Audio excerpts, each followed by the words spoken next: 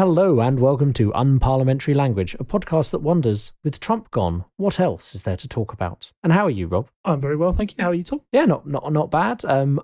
I don't know why it feels like there's a lifting like a great weight has lifted off us, and I think a lot of people on the internet have been talking about this the last week and a bit since the inauguration. So yeah, I think we'll get onto this in our main story later, but like, things have changed. There's a lot to talk about when we get onto that outside of our headlines.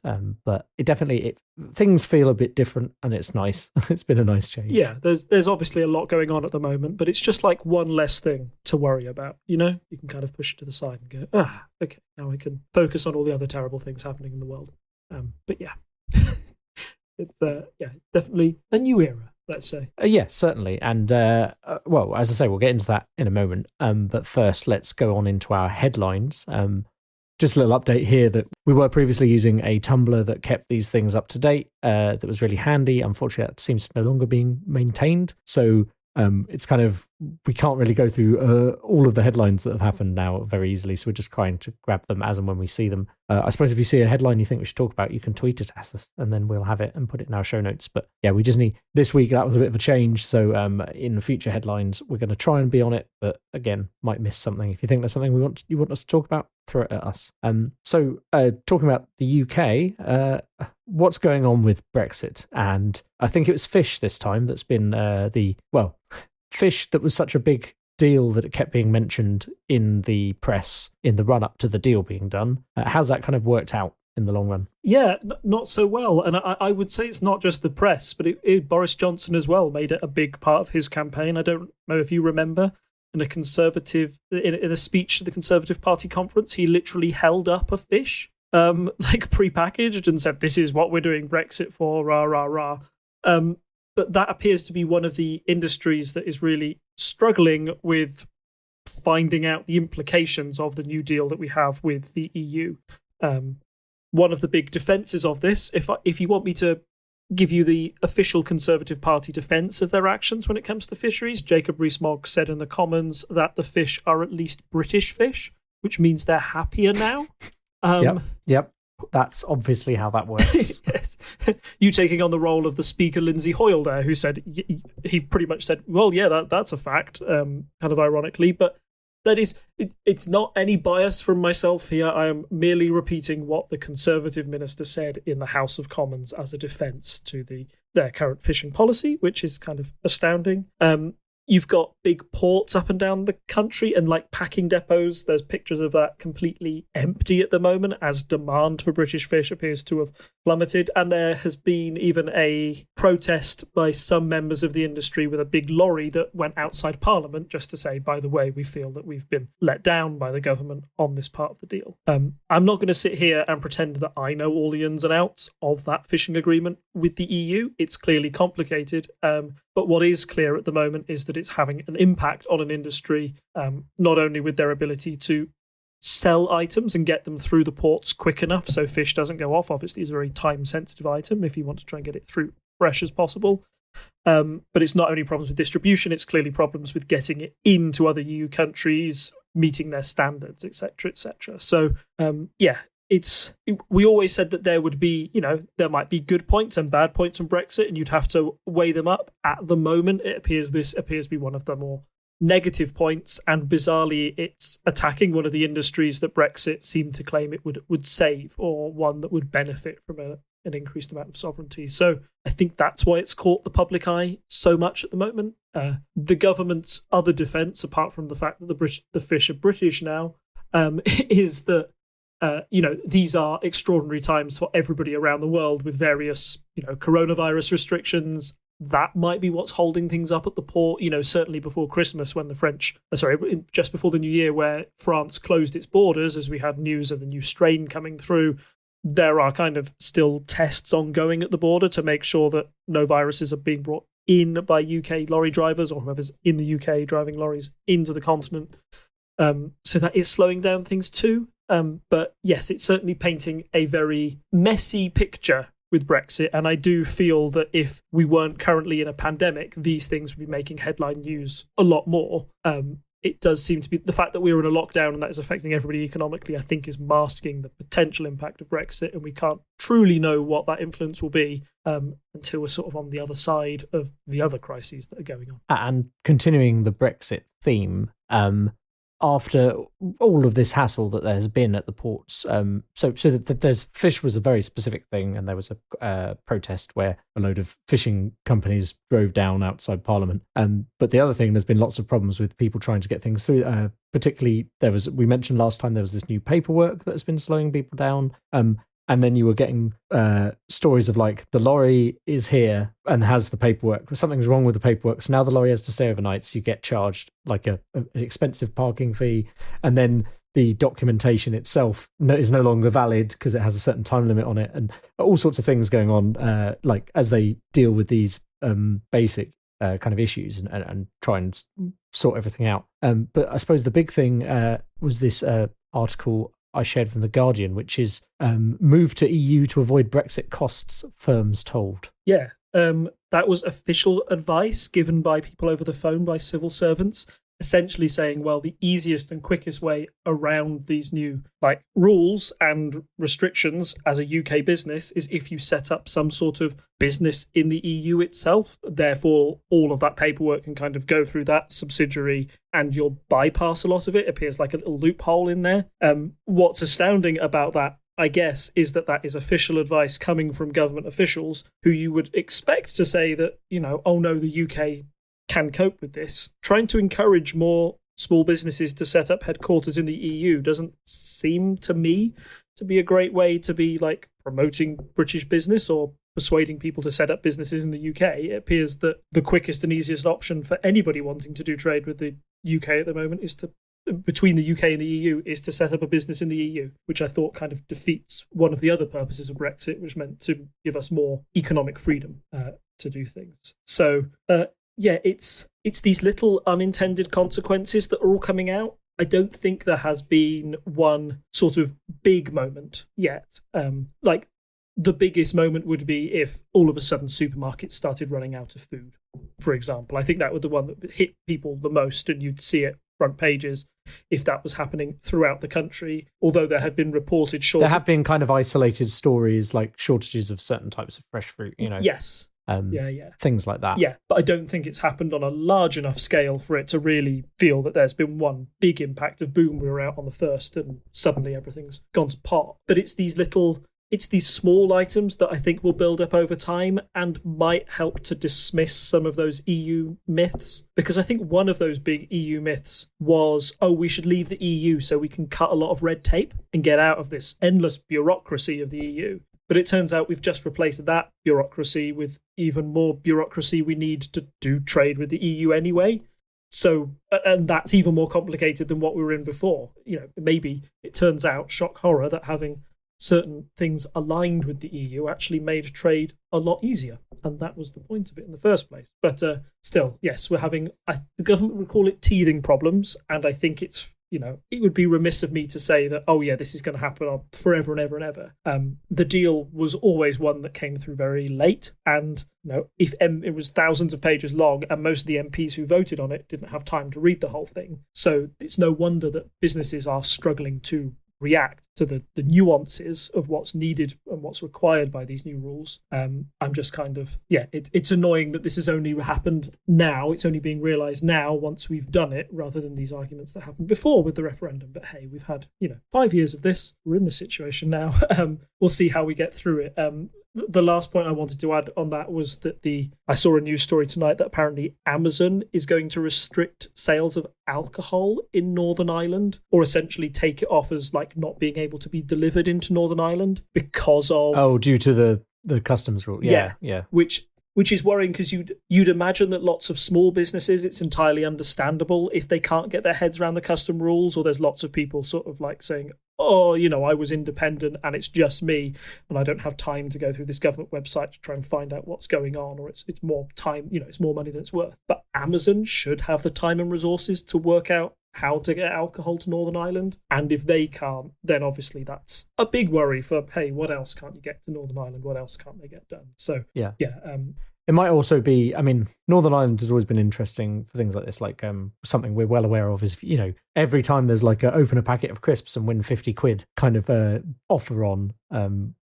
That's the first type of one that springs to mind, but nearly all chocolate bars or whatever, whenever they have some kind of offer thing where it's like collect a number of wrappers or whatever, you look on the back and it always says excluding Northern Ireland. So there's always been issues like this going on, but it's kind of shocking that it's suddenly like, oh, well, you can't buy an entire range of things from Amazon, as you say, because if Amazon can't get their lawyers on it and sort out a way to do it that's reasonable, I mean, you might expect a change in prices, perhaps. But yeah, it is kind of wild that that's where we're left. But people said this is what would happen if we weren't in the single market. It's not surprising. But yeah, I think bits of the deal people will start to realise. I suppose it will really be interesting where we are in a month or two's time. Well, maybe slightly more than that. But like, if we're thinking optimistically, let's say 6 months' time, lots of people are vaccinated and life is becoming more normal again.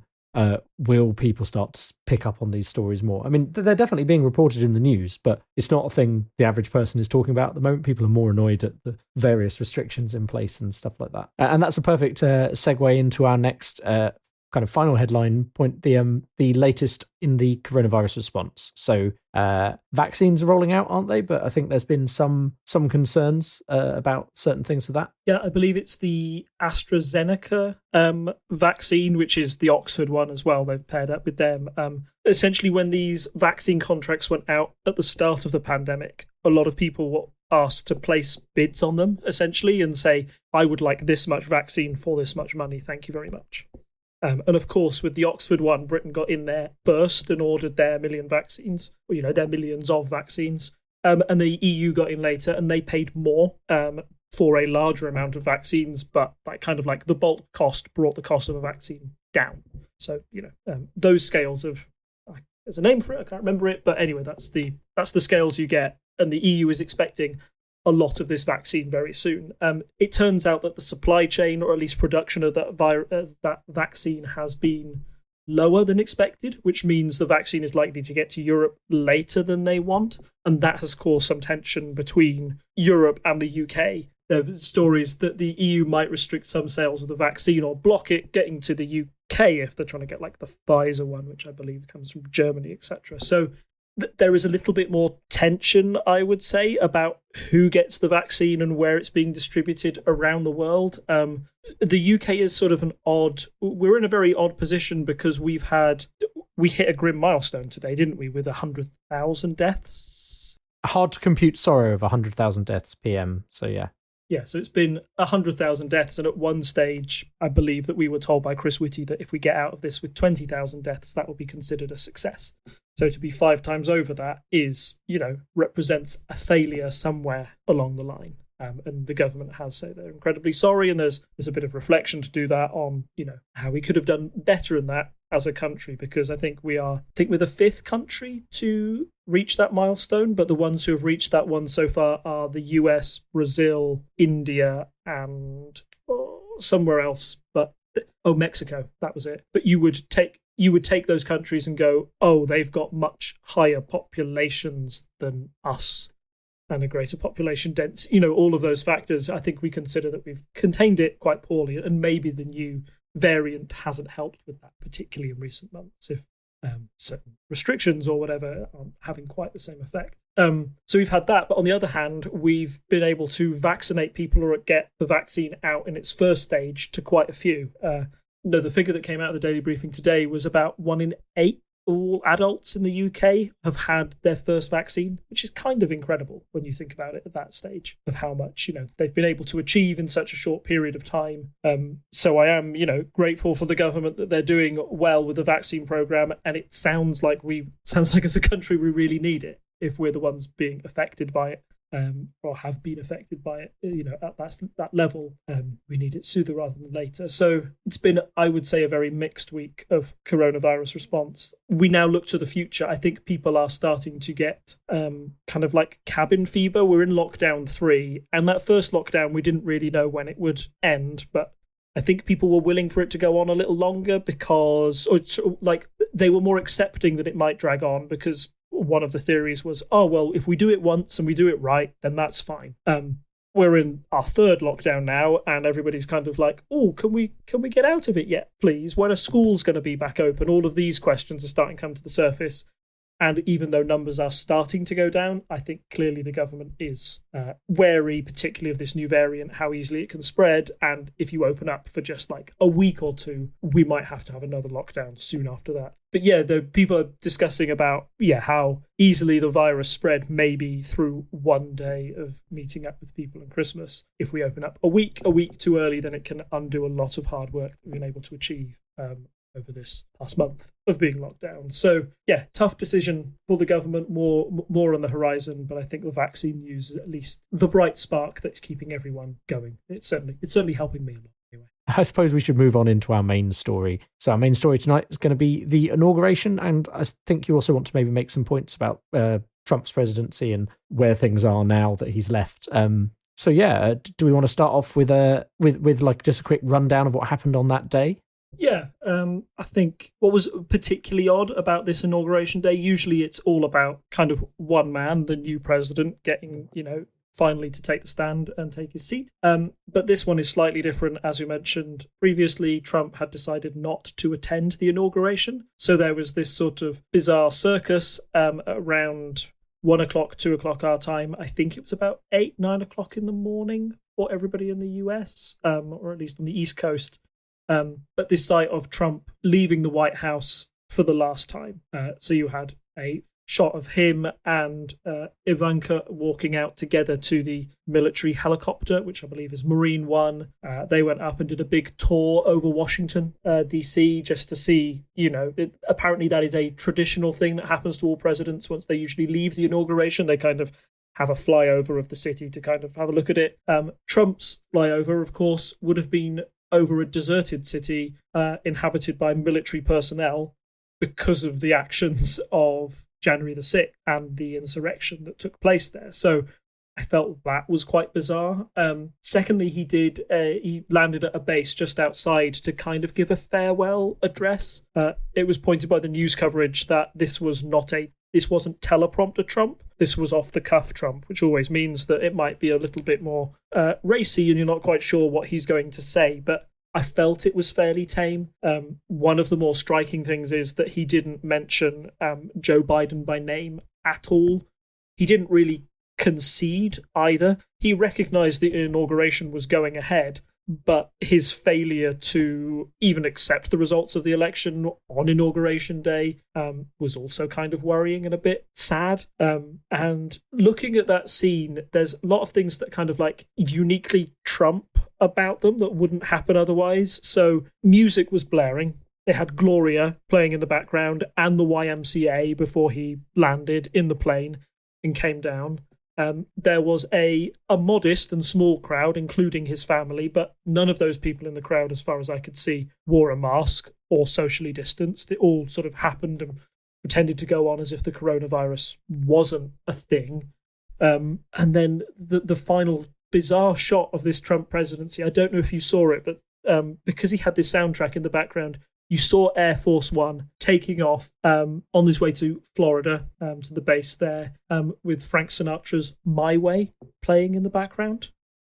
And it was such, for me, like a reality TV program moment. And I guess he was the reality TV president in a sense. He certainly did it his way, but that meant that he'd not done it in the way that the 44 presidents preceding him had ever considered doing it. So, yes, I just felt all of that was fairly odd, was typically Trump. And I felt as we hadn't really given the guy a proper send-off in our last podcast because he decided to incite an insurrection, I felt it's kind of like our duty here just to kind of like reflect back on the last 4 years of Trump, how well he did, and yeah, what he's changed, I guess, in American politics. So I think that's definitely something people are talking about a lot right now, because a lot of things have been undone with the swish of a pen, because of how he ruled by executive order, essentially. But so what did he actually achieve with policy? Because a lot of stuff, as we say, executive order stuff has been rolled back already. Yeah, so I think if you want to have a look at the lasting legacy of Trump, where you can actually sort of nail it down and go, yeah, that probably had a long-term impact or was within the realm of what this president can achieve and might last beyond 4 years. I think that his tax cuts in early 2017 was something that at least helped big business to really boom under Trump in his past 4 years. And the economy was something that he always went on about and was maybe one of his strengths and one of the reasons so many people stuck with him for as long as they did. In a lot of his speeches, he mentioned like, oh, your 401k is up because of me. The stock market is doing great, etc., etc. And that was kind of why big business kept supporting him, or was one of the reasons. So I think that will last. I'm sure Biden will consider tax rises to fund what is probably quite a big deficit from COVID-19 and the effects of that. But at least in the short term, I think that is one sort of, if you agree or disagree with the economics of tax cuts and how fairly that wealth is distributed amongst people, I think you can at least say for the American economy, it appeared to grow under Trump considerably. And he would mark that as one of his successes.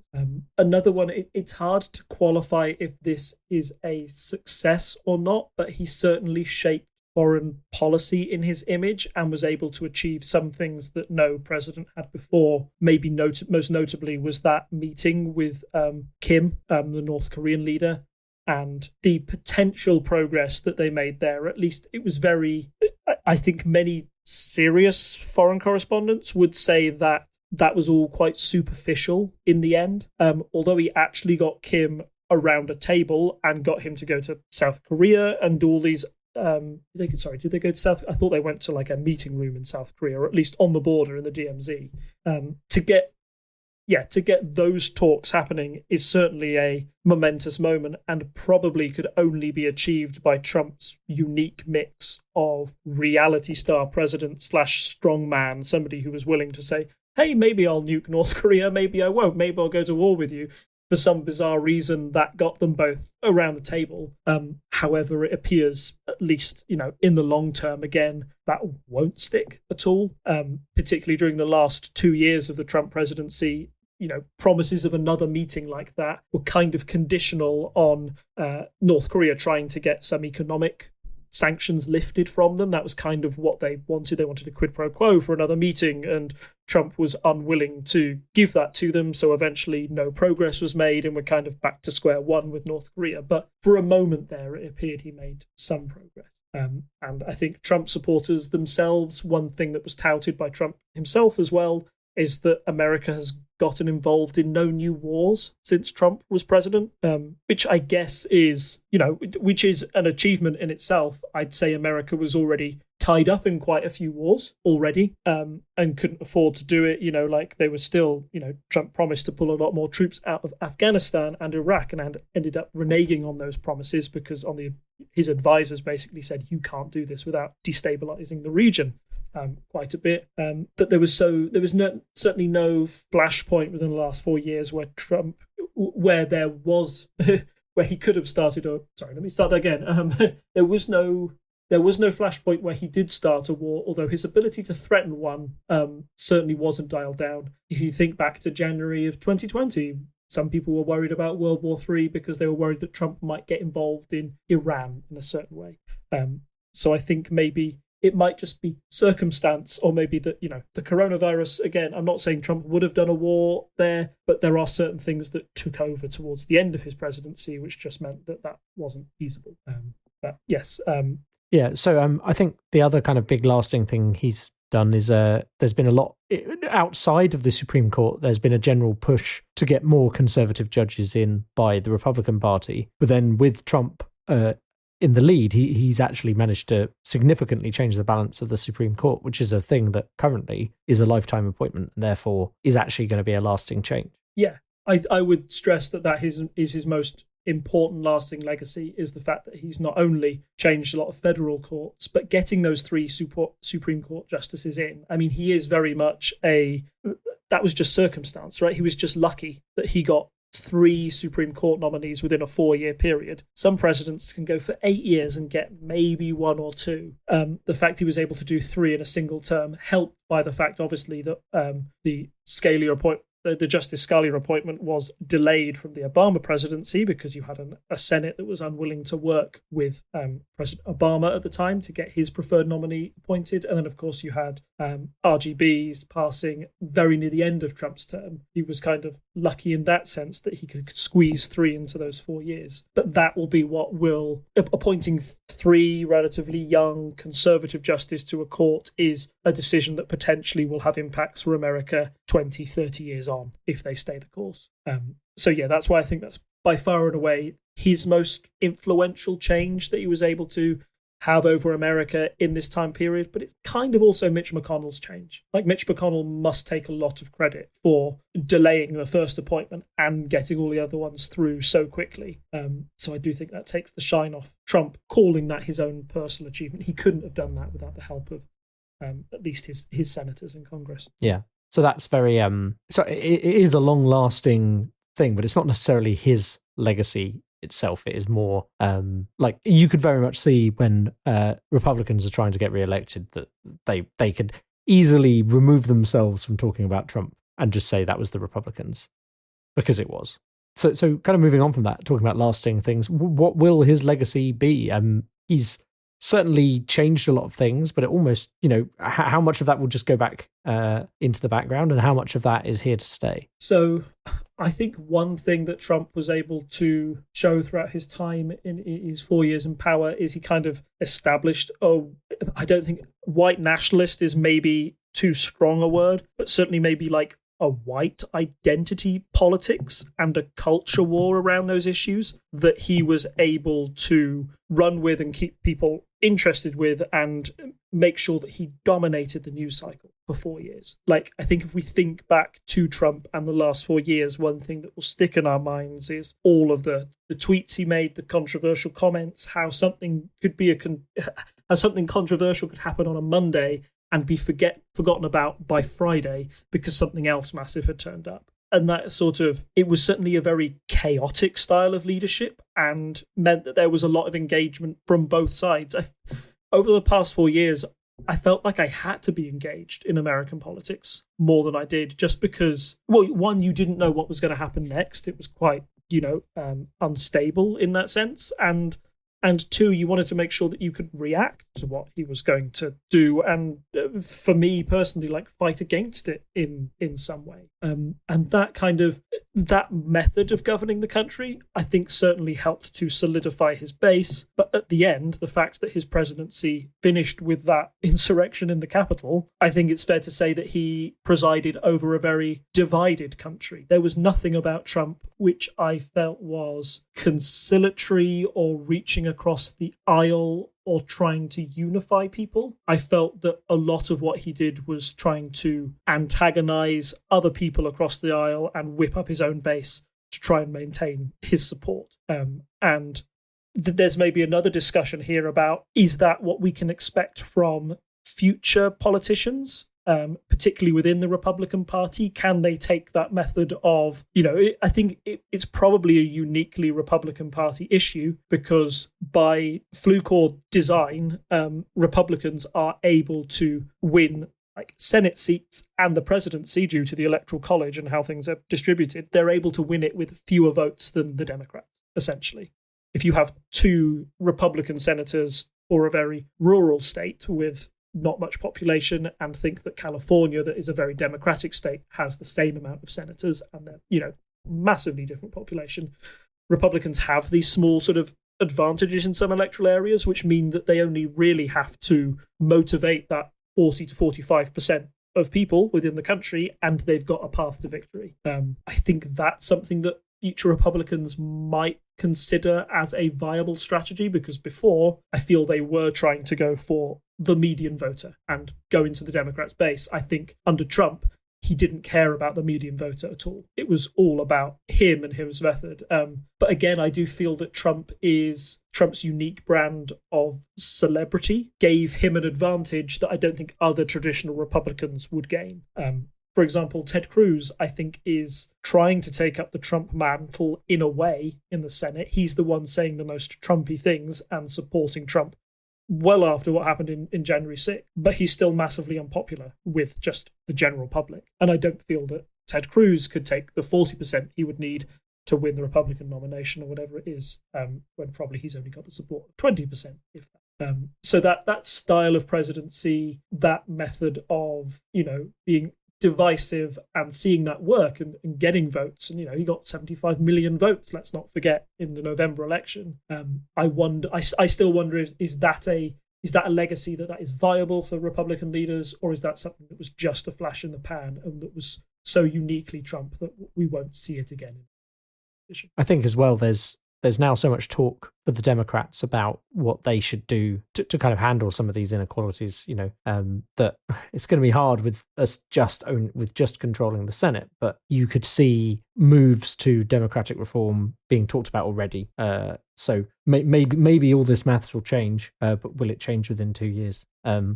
Or within 4 years for the president? But yeah, I think the biggest one there is the suggestion that like Washington DC and Puerto Rico become states, which are quite traditionally like low population but high Democrat areas. I don't think that is likely to happen, but it's certainly one thing that Democrats could threaten moving forward. I think DC becoming a state is one that my impression of it is that's more likely than Puerto Rico, even though Puerto Rico has had like Brexit level referendum on it, where they're like 50% of people would like this to happen, but it's not a 2/3 majority of the population in Puerto Rico who want it to happen yet.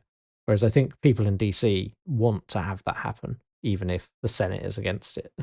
So I think that's maybe slightly more likely, but again, within the next 4 years, we'd have to see. I suppose the other thing I want to just push on a bit more there is it's a more divided America, but wasn't it always this divided? And this has just kind of helped to see certain divisions clearer. I think a bit like how the Brexit vote has affected people's understanding of the electorate in the UK as well. This problem was already there, right? It's just that now we know it's there. Yeah, yes, in a sense. So yeah, I think people had underlying feelings in that way. But it's really important who's in power, I think, about how you deliver that message, and sometimes soothing messages or conciliatory messages from a leader can help stop 5-10% of those people becoming more extreme in their views. Right. So I think one example, and this is maybe we'll have to wait and see the long-term effects of this, but Trump was banned from Twitter, right?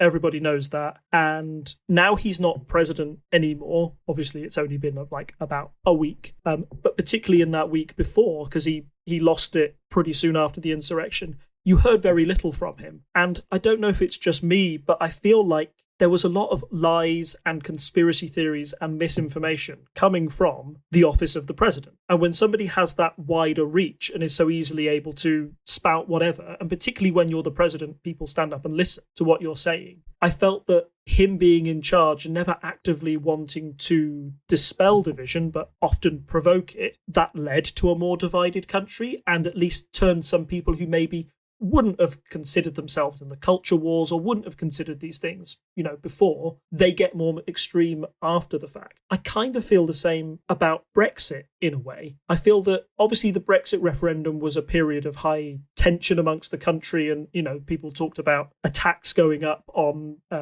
BAME people after the result of the referendum and felt that those people felt emboldened by that result. But I would say that the quality of our political discourse in the 5 years after Brexit has only really gone down as we feel more divided and we've got more people in power willing to promote that divide. I'm not saying Boris Johnson is Trump, but Boris Johnson, when it comes to attacking Remainers and talking about Brexit policy or the Cummings strategy as it was in the 2019 election, I think was incredibly divisive. And talks of unity have been fairly fleeting. So, yeah, I would, to go back to your original question, I would say, yes, there have always been these tensions in the country. Things like the Black Lives Matter movement that, would have happened under President Obama anyway. Like, that's not a uniquely Trump thing to happen. But the way Trump reacted to that and the way Trump mismanaged a lot of those situations, I think proves that if you have a poor leader in charge or somebody who's willing to stoke division, then you'll only get more disunity and more divided country rather than bringing at least some people together. Yeah, I can see that. I think it was definitely a good thing for people to realise how divided the country, our respective countries were, though. That's like one of the results of these things. it's kind of opening Pandora's box, but by having the Brexit referendum, you suddenly realise that, oh, not everyone thinks like me, but at least if you know that, then you can deal with it. Like, you can work on stuff coming together. And we have that specific problem that our current leadership in this country is not doing that. So maybe if Biden takes that tactic, and that's what he's been doing, he's been talking about unity and coming together as Americans and stuff like that, maybe that will start to have an effect. But the question, the thing that needs to kind of be focused on is, like the pollsters, people like that, need to not forget that there are these other views that are out there and kind of get an understanding of them, I think. Oh, I'd agree with that. I'd say the big example for that, for me, would be Black Lives Matter and the impact I would say I was relatively like, racism is clearly a problem and is bad, but it's a very small minority of BNP people who feel that way. But now I've kind of taken on the motto of it's not enough to be not racist. You have to be actively anti-racist and trying to dissuade people from, like, I wouldn't have acted in that way. I wouldn't have the feeling to act in that way if I didn't realize that there were so many people who still kept this belief or had certain xenophobic beliefs, et cetera, in the country. So, yeah, no, I agree with your point there. I think that's incredibly valid. So the other thing is, I know that the impeachment stuff is ongoing, but that aside, at the moment, what's Trump doing next? How's he going to spread his message to his followers now that he's no longer president, no longer has Twitter? And what can you tell me about this idea that there might be a third party, or there at least another political action committee, a new PAC coming up around Donald Trump? Yeah, so one of the things Trump mentioned in his speech was that he would be back, in a sense, which has kind of felt a bit ominous. And I, at the time, thought maybe it was Trump trying to live rent-free in Democrats' heads by kind of saying, you'll never truly get rid of me. Like you feel like you've banished Darth Vader or whatever it is you've banished the big bad, but I'll be back for the sequel and it'll be worse. And one of his possible routes back in I thought was maybe going in for a third party called the Patriot Party, which you now inform me is some sort of PAC or super PAC that basically wields some influence or tries to lobby political parties within the American system to try and persuade them to act certain ways on policy.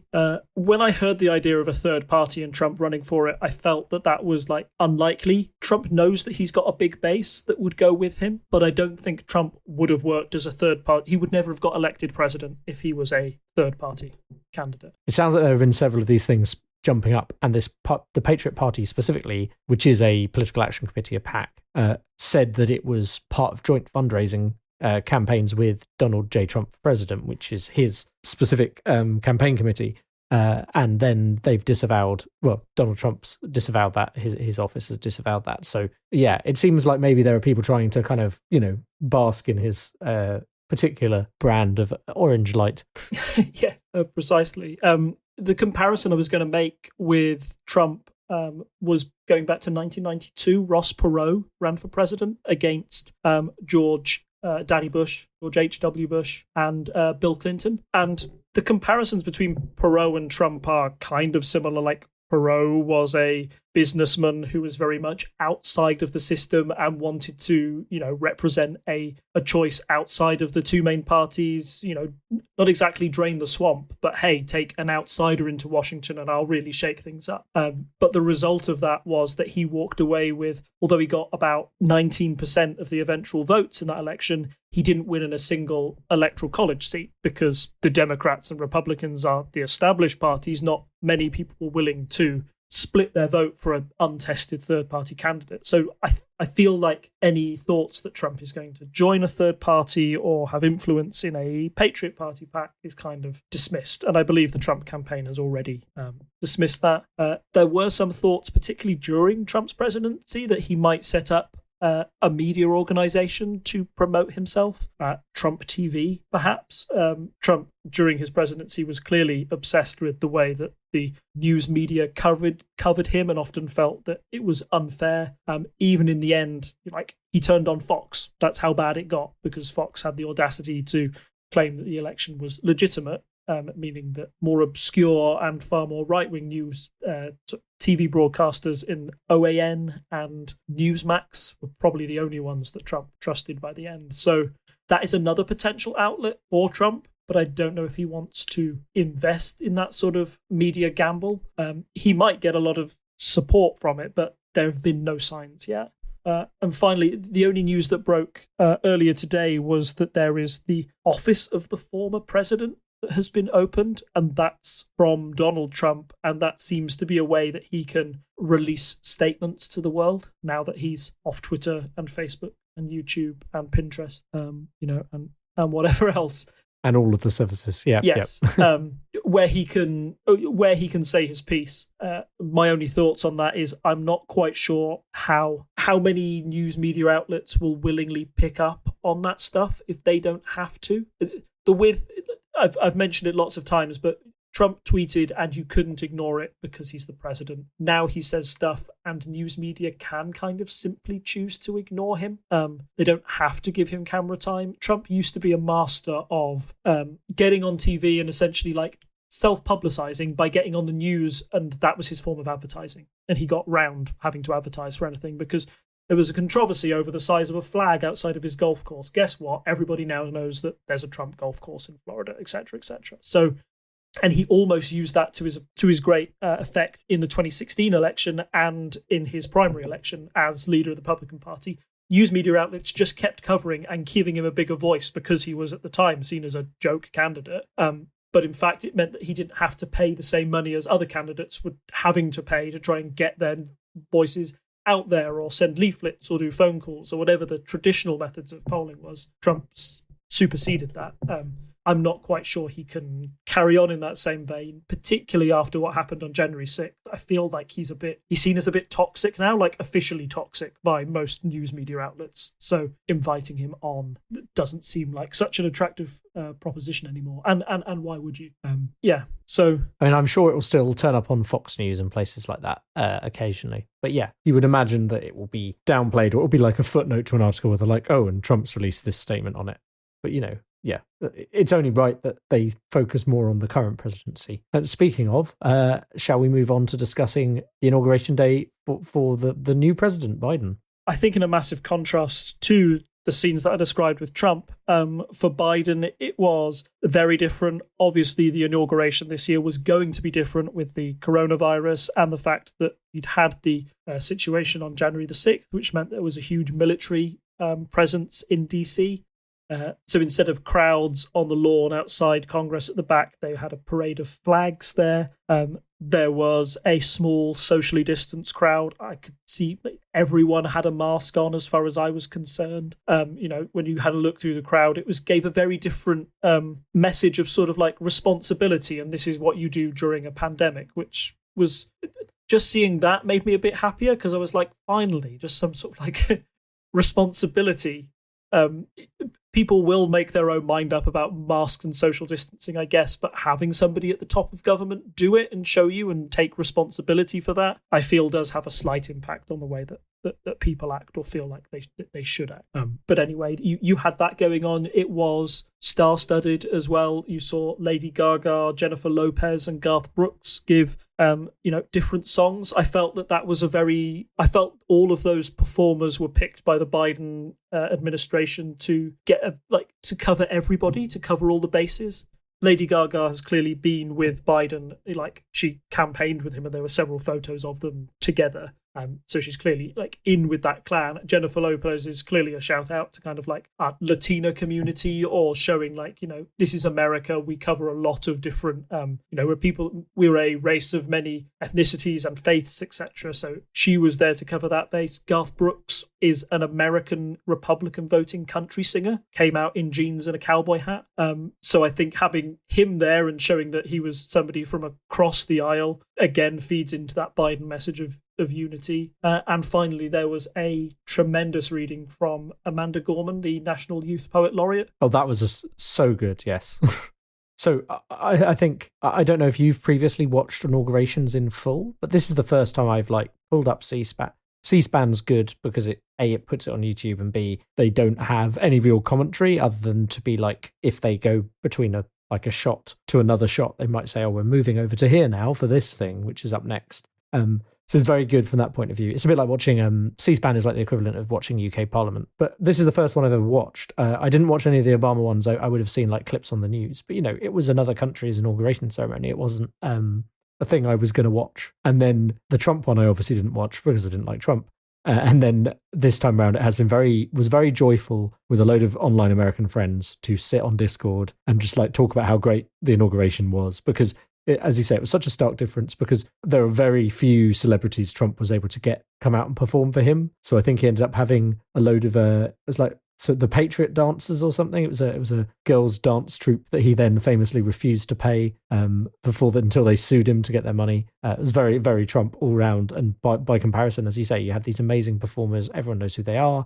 Very much feels like, very much, it had a very different tone to anything Trump, and it made it feel like a clean break. And then after all of that, as you say, Amanda Gorman came out, and that poem she delivered and the way she delivered it was excellent. It was just really, it blew me away. And I think everyone was saying she was the standout kind of runaway famous moment of the inauguration, essentially. Moving on from that, the vice president is inaugurated first. So Kamala Harris gets up and does that. And then Biden gets inaugurated. And then he gave his first speech as president. Yes, which I thought was competent as a leader.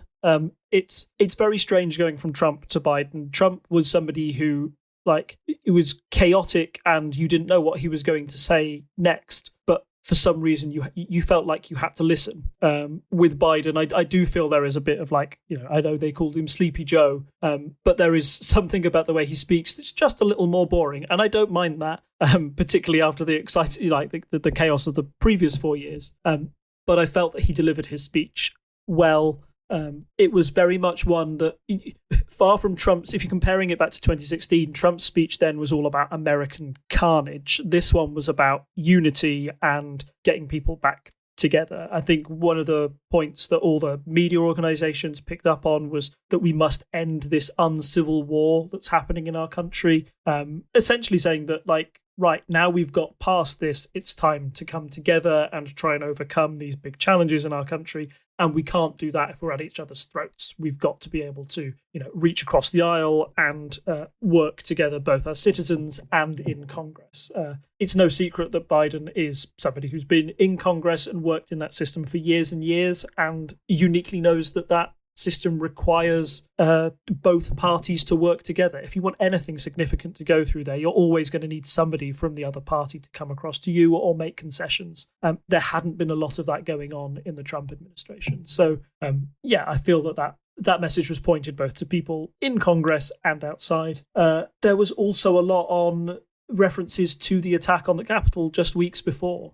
The reminders were all over the place, and it would have been remiss of him, I think, to ignore the fact that it happened. And I felt that that's the point where I think Biden thinks that everybody's got to sort of sit up and listen and go, right, this has gone far enough, because we talked about it at length last week. But for all the bad stuff that happened on January 6th, it could have gone a lot worse. Far more people could have been killed, for example, or like storming. There is an absolutely awful scenario that happens if assault weapons are fired, etc., with that many people in the Capitol. So they got away with that in a sense of how bad it could be, but they're never going to let that happen again. And part of never letting that happen again is you've got to tone down the rhetoric. You've got to try and bring together a very divided nation. That's a big challenge for Biden, and he even admitted it himself that some people might see those as empty words. And to mirror your point earlier on, like, I think America has always been this divided at some level.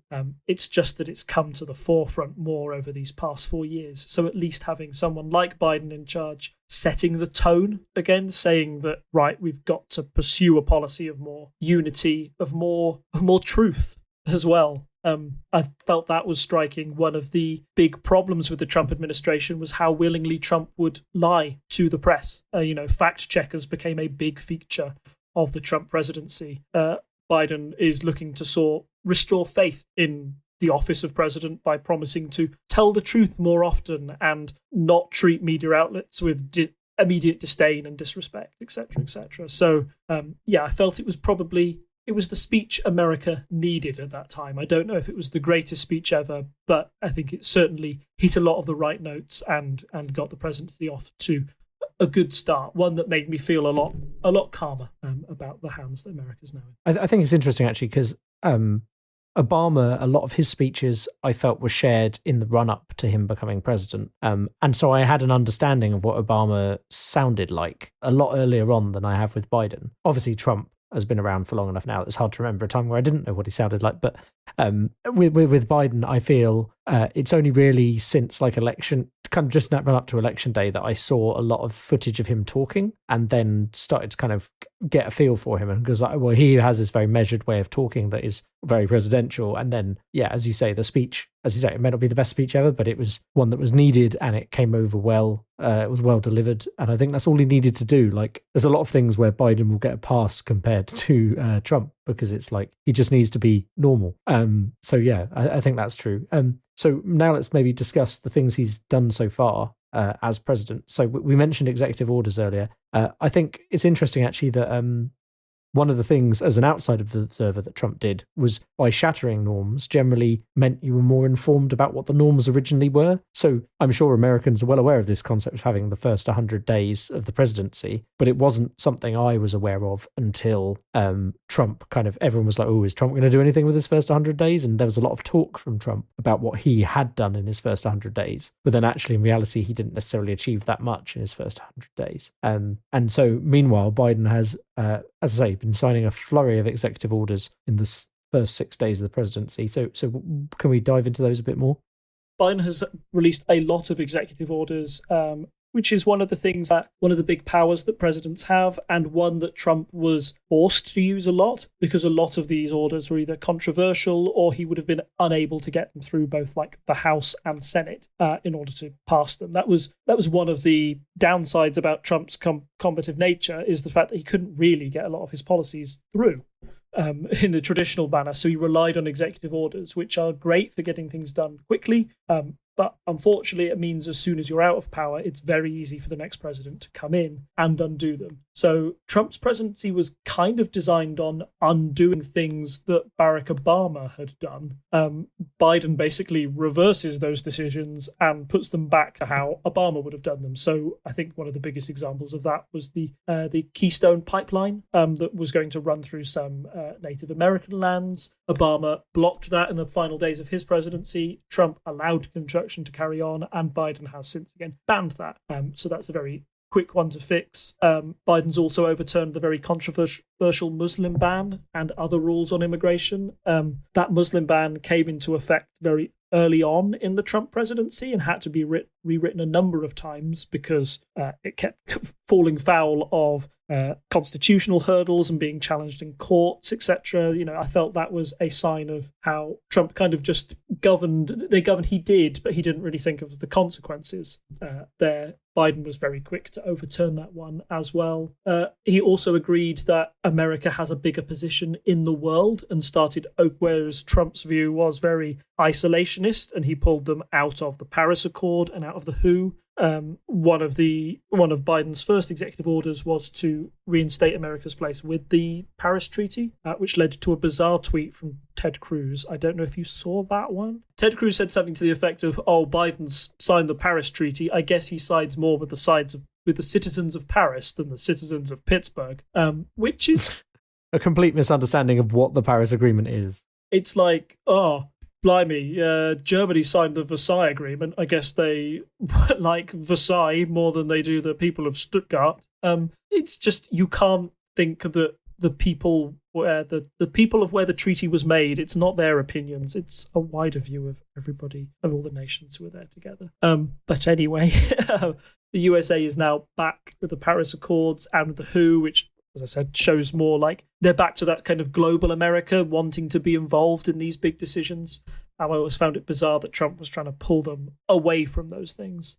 He's also overturned Trump's ban on some more cultural issues. So this was as a reaction to Black Lives Matter and those and the conversations that was provoking amongst people. Trump set up this 1776 commission that kind of said agencies basically couldn't get involved in talking about race or anything, essentially saying that he felt that they were rewriting American history by trying to say that America was maybe a little bit at fault for all the bad, horrible racist stuff it had done in the past. Unsurprisingly, Biden has reversed that and said no, like racial equality training and all of this is very important and this should be promoted in government industries.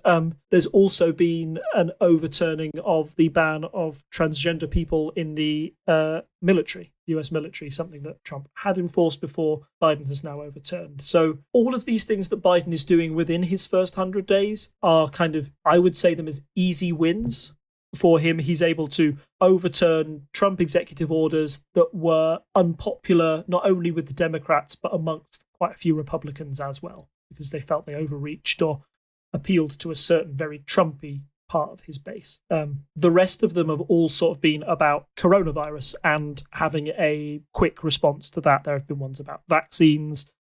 There's even been ones about travel bans for places such as ourselves, or having some sort of restrictions from individuals coming in from the UK into the US, because, of course, we've got new strains that Biden isn't very keen to have introduced to America.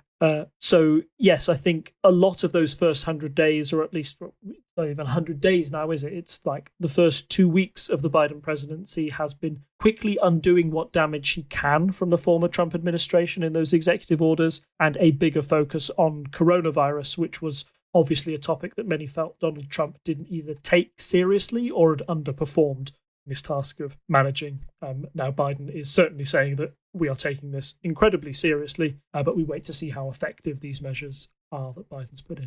As the kind of speed of these things that they've obviously been prepping for some time slows down, what's next on his to-do list?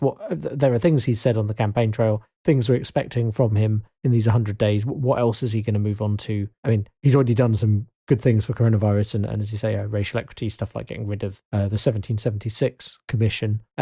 But what is he doing going forwards? Yeah, so one, I think the Biden presidency will be judged on its response to coronavirus in the long term and how effectively that vaccination program goes ahead.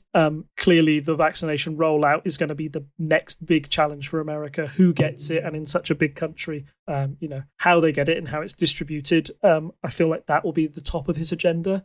There are clearly a lot of other forces in the Democratic Party pushing for change. I'd say most notably kind of coming from the more left wing, you'd have healthcare and the push for universal healthcare and how they can expand on what Obama was able to achieve with Obamacare.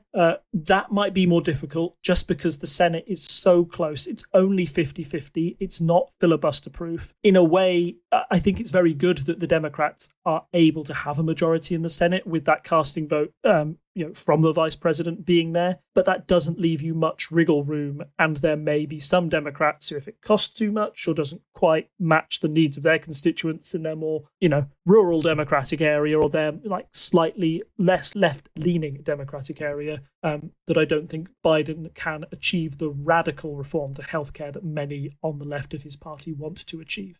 So it'll be interesting to see how he addresses that problem and what he proposes. I don't think they'll be going to a universal healthcare NHS anytime soon under Biden, but I do feel that maybe some of that pushback against Obamacare, particularly when people have seen the impact of the pandemic, they realize how important it is to have that care and have it not cost people the earth. I'm hoping that at least some on the Republican side of the House can see that and will want to, work with Biden to get that across. On racial equality, clearly Biden can lead in a very different way to Trump and get rid of things like the 1776 Commission that I think actively cause racial tension, fixing the USA and making it a place that's less divided by race is an incredibly hard act to do. And, is it even possible for a president to achieve that within 4 years when such history is wrapped up in that? I don't think it's possible. It's going to have to be a generational thing. Yeah, it's the long tail effect, like in the way that having Obama as the first black president meant that we had, people growing up now will see that they can be president. And it's the same thing where there was lots of nice, cute posts on Twitter going around of young girls watching Kamala be sworn in And I think that's where you're going to start to see things. With her being not only the first female, but also Black and Asian American vice president, that really enforces that idea that, this is possible to younger Americans. But as you say, the upside of that is you're talking a 20 to 30 year lag before those kind of people are going to be approaching public office. So, it is definitely a step in the right direction, but it doesn't fix things right now. Obviously, it does make it like every time you shatter a taboo, it makes it easier for people to repeat it and continue to break that. So not that I'm saying it was a taboo, but like it just hadn't happened before, and now that it has happened, there's maybe a chance that it's not just the kids who are watching it. There are people of all ages who might be like, well, I could do that now. And so, yeah, it's a kind of a trickle through effect. It's not something, as you say, that will happen in 4 years, but it is in the long term, making the right moves and trying to set things up and hopefully passing things that aren't just executive orders so that they're more permanent when a Republican comes in again and is maybe against those policies. Yeah. One big thing that he might be able to do, clearly around the Black Lives Matter protests, there was a lot of discussion about defunding the police, or at least, a reform of how the police service in the United States uses that money, and how it's bizarre that the police force is usually so overfunded compared to other areas in states and cities, such as education, for example. I don't think that he will massively defund the police. He didn't run on that platform. That was a phrase that was used by a lot on the left of that party. Biden has always been seen as a more moderate on those cases, but I think that he will have to do something about reforming the police, and particularly how they deal with protests of that nature. We talked last time, didn't we, about how there was a marked difference between how the police dealt with the insurrection in the Capitol and how they dealt with Black Lives Matter protests. I think that might be, the president might have to stand up and take some responsibility, or at least try and enforce some change through Congress, where states and other federal agencies look at how they police mass protests in the future. And that might go some way to helping diffuse those sort of situations in the future. I think the other two big things that he's got to look at are foreign policy. We've always mentioned like the Paris Accords and going back into the WHO. I think his relationship with NATO will be a lot better than Trump in general, and you'll see more of that pushback to America.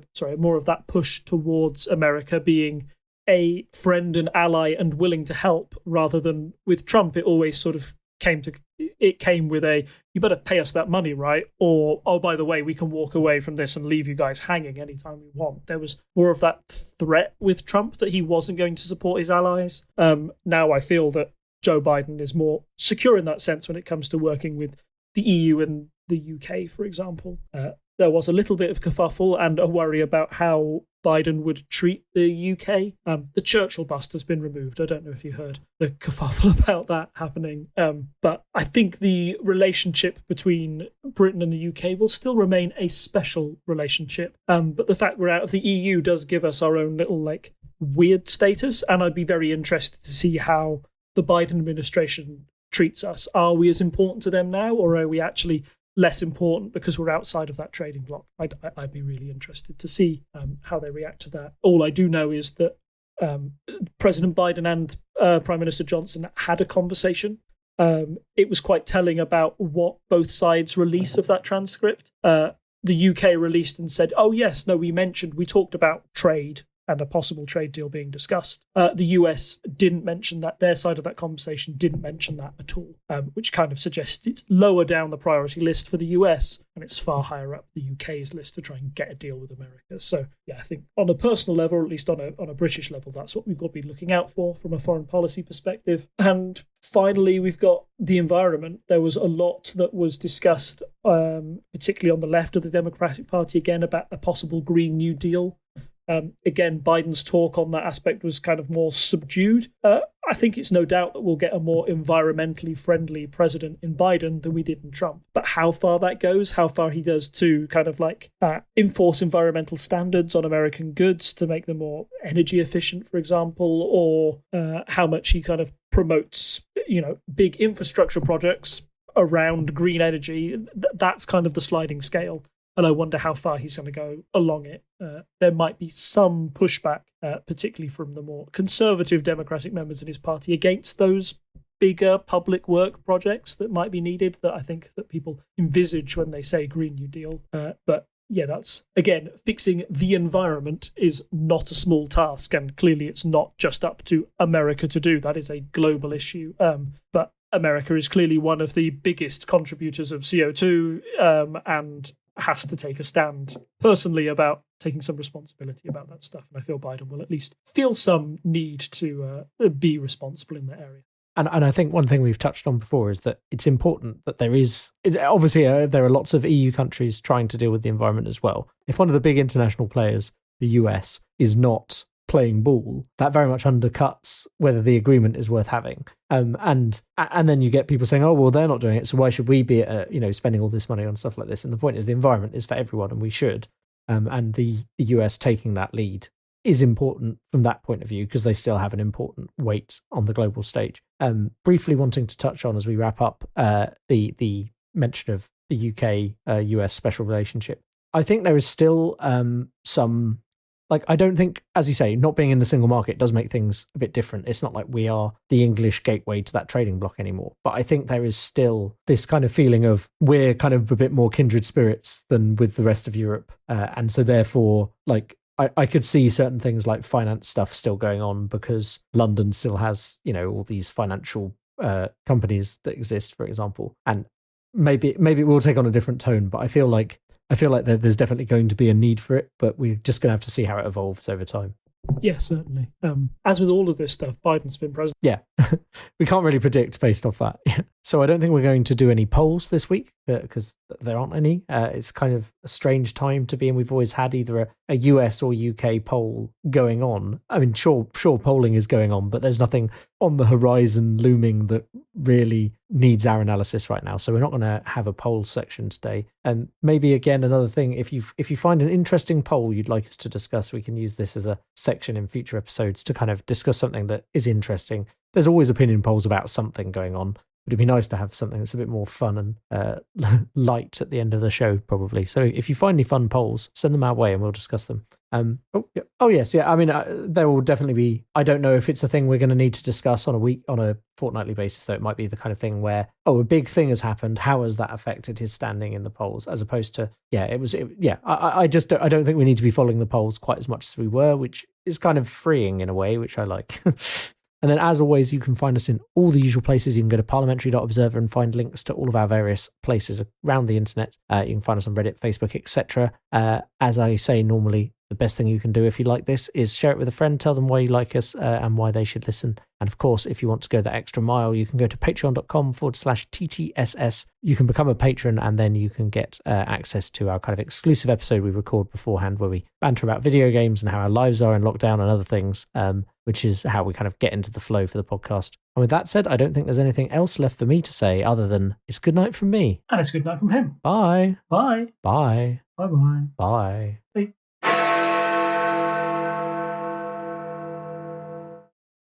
Join Mike and Tom for nerdy conversation with a multitude of guests on Hat of Many Things. Say hi, guys. Hi, guys. Hello. I'm Mark, a librarian and professional wrestling ring announcer. I cast League of Legends. Soteros Filbricato, best known for my work with White Wolf and Onyx Path Publishing on the World of Darkness. Hi, I'm Jason Carl. I'm the producer of V5 at White Wolf. Yeah, my name is Johanna Pettersson. I'm a Finnish game designer.